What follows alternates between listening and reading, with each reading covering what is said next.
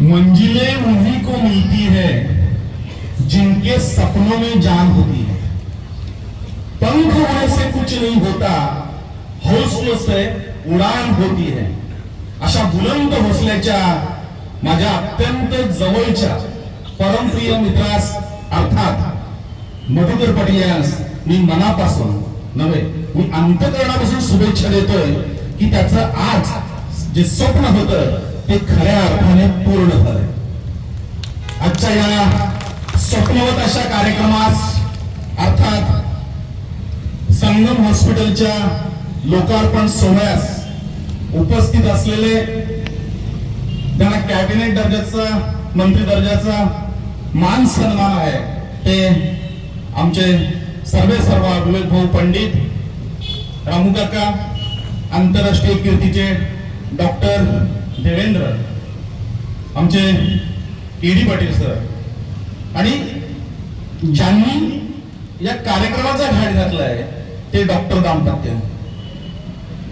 हॉस्पिटलच्या उद्घाटनास एवढ्या मोठ्या प्रमाणावर लोक येतात आणि ती 2-2.5 तास इथे थांबतात हे पाहूनच मधु तुझ्यावर किती प्रेम आहे लोकांचं हे समजून आलं। खरंच माणसं कमावलीस। मी मधुला याच्यासाठी शुभेच्छा देईन की 92-93चा काळ होता, म्हणजे 90च्या दशकामध्ये आम्ही जेव्हा काही वेगळं करायचं ठरवलं त्या चळवळीमधून आम्ही जे उभे राहिलो त्याच्यामध्ये जे काही चांगलं वाईट आमच्या नशिबामध्ये आलं, आम्हाला भोगावं लागलं, उपभोगावंही लागलं, त्याच्यामध्ये मधुकर पाटील हे आमचे खंबीर साथी। म्हणजे कैलाश तुझ्यासाठी सांगतोय की मी जर चांगला असेल तर तो मधुमुळं आणि वाईट असेल तरी मधुमुळं, म्हणजे त्याचा गुणदोषासह मधु माझा साथीदार आहे। म्हणजे आम्हाला वृत्तपत्र सुरू करायचं होतं, मशाल नावाचं वृत्तपत्र आज सर्व ठिकाणी गाजतंय वाचतंय। ते सुरू करण्यासाठी 2 वर्ष आधी आम्ही गावोगावी म्हणजे एकही तालुका असा सोडला नाही ठाणे जिल्ह्यातला की तिथे मी आणि मधु पोहोचलो नाही। बसने प्रवास करायचा, लोकांशी बोलायचं, सांगायचं आम्ही वृत्तपत्र सुरू करतोय। त्या वृत्तपत्राची पायाभरणी झाली ती मधुकर पाटील यांच्या आशीर्वादाने, मेहनतीने, रूपाने मेहनत जे काही त्याचं असेल तर सर्व काही माझ्या मित्राचं आहे। त्यांनी कधी सांगून दाखवलं नाही, कधी बोलून दाखवलं नाही, कधी त्याच्या तोंडून कधीही शब्द आला नसेल की शरद पाटील जो उभा आहे ना तो माझ्यामुळे असं कधीही बोलला नसेल। पण मी आज खास करून असं काही कुटुंबात त्याच्यावर लोक आहेत म्हणून सांगतोय की मी जो कुणी आहे तो मधुमुळे आहे। त्याचं जे सहकार्य त्या 92-93च्या काळामध्ये लागलं आणि 8 मे 1994 ला आमचं वृत्तपत्र सुरू झालं आणि सुरू झाल्यापासून आम्ही ज्यांच्या विरोधात लिहायला सुरू केली ते विवेक भाऊ इथेच बसले। विवेक भाऊ मी जेवढं लिहिलंय, खरं तर मधु त्यांचा खूप चांगला मित्र, चळवळीतला कार्यकर्ता, तरी सुद्धा आम्ही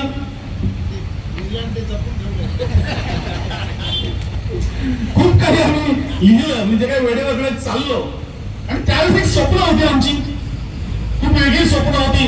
ती स्वप्न कधी काही पूर्ण होतील असं कधीही वाटलं नव्हतं। म्हणजे 20 मुलं आम्ही होतो मधुकर साठगी, त्या 20 जणांची वेगळी स्वप्न होती की आम्ही काय कमावलं यापेक्षा आम्ही समाजाला काय दिलं खूप महत्वाचं आहे, आणि संपत्ती किती कमावली यापेक्षा आम्ही आमची संतती कशी निर्माण केली हे खूप डोक्यामध्ये भिनवलं होतं। म्हणजे आमची मुलं जर ती चांगली झाली नाही तर आम्ही कमावलेल्या पैशाचा काहीही उपयोग नाही हे त्यावेळेस भिनवणारी आमची जी काही पिढी होती ती आजही चांगल्या प्रकारे चांगल्या स्थानावर आहे। म्हणजे चांगली कामं केल्यानंतर चांगलं नशिबी येतं, पोरं चांगलं नाव काढतात। त्यावेळेस मधुकर पाटील माझ्यावर फिरायचे तेव्हा आमच्या डोक्यात असं होतं की आम्ही जसे आहोत तसेच आम्ही मरणार, आमच्या हाताला काही फारसं काही लागणार नाही असं वाटत होतं। पण आज सागर असेल, संकेत असेल, गौतम असेल, ही जी काही संतती निर्माण केली, त्यांना जे संस्कार दिले, ज्या पद्धतीने पोरं उभी राहिली, ही सगळी पद्धत बघता आणि त्या सगळ्या गोष्टी आजमावता आम्ही त्या काळामध्ये लिहिलं, कधी काही बोललेलं की संपत्ती किती कमावलेला अर्थ नाही, तुम्ही तुमची संपत्ती कशी निर्माण केली हे खूप महत्वाचं आहे। आणि तिथे मधु यशस्वी ठरलेला आहे।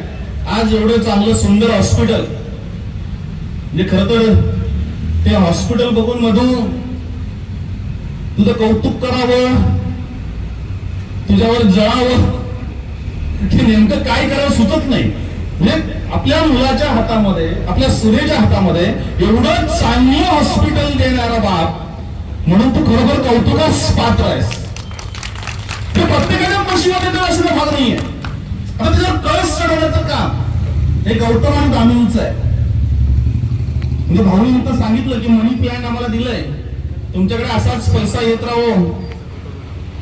पण भाऊ आम्ही तर सांगितलं सुभेदार धंदा तुमचा असाच होत राहो, याचा अर्थ सगळे लोक आजारी पडावेत आणि तुमच्या हॉस्पिटलला यावेत असं काय आम्ही म्हणणार नाही.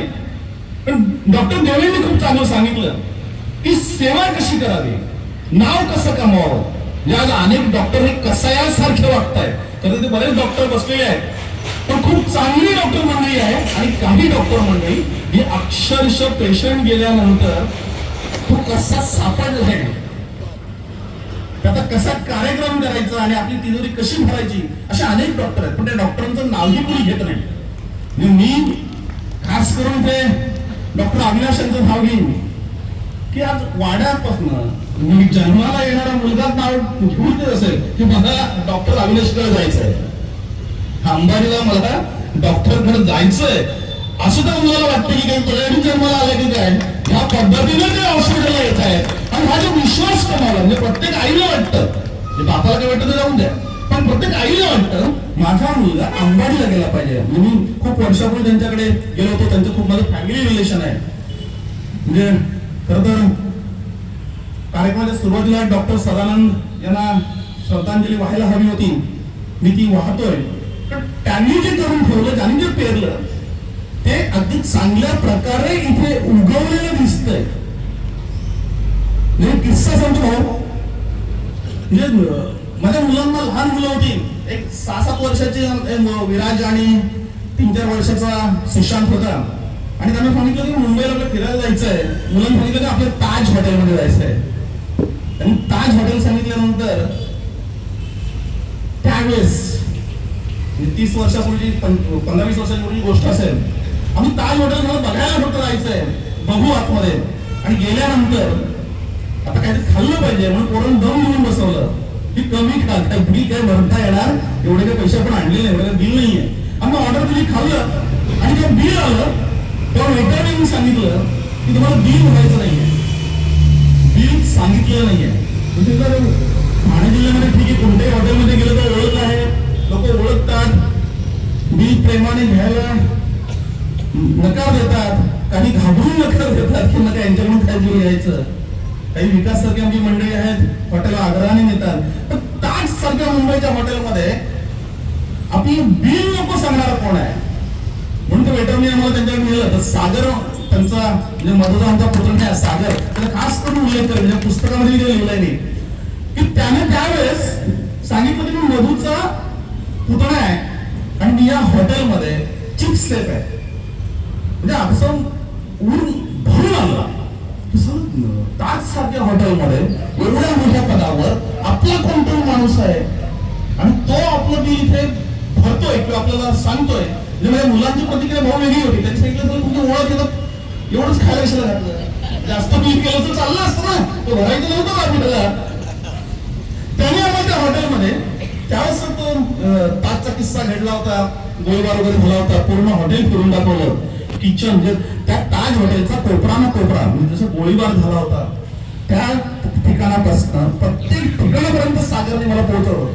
आणि नंतर लक्षात आलं की सगळं कुटुंब जे आहे ते कुटुंब कसं सांभाळायचं, कुटुंब कसं मोठं करायचं आणि त्या कुटुंबाला कोणत्या पदावर नेऊन पोहोचवायचं, ही पाटील फॅमिली. म्हणजे डॉक्टरने सांगितलं की पाटील फॅमिली खूप उच्च दर्जाची आणि ते संस्कार त्या मुलांवर आहे. आज गौतम दामिनी तुमच्यावरही तेच संस्कार आहेत. मधुनी नाव कमावलंय, मधुनी माणसं कमावलेत, मधुनी सगळं केलंय. आता हे सगळं तुम्हाला पुढे न्यायचंय. पैसा कमावण्यापेक्षा माणसं किती कमावली आणि नाव किती कमावलं, हे जन्माला येणारा मुलगा जर तो त्या हॉस्पिटलला जायचंय की त्या हॉस्पिटलला आपल्याला न्यायचंय, हे सर्दी झाली, खोकला झाला, थोडंही काय झालं. म्हणजे आमच्याकडे पण शुभम पाटील म्हणून होतं समोर मध्ये आहे आमचे उपसंपादक, ते सांगते माझा मुलगा डॉक्टरांकडेच येतोय. हा जो विश्वास आहे तो विश्वास तुम्ही कमावा एवढाच मी तुम्हाला अंतकरणापासून शुभेच्छा देतोय.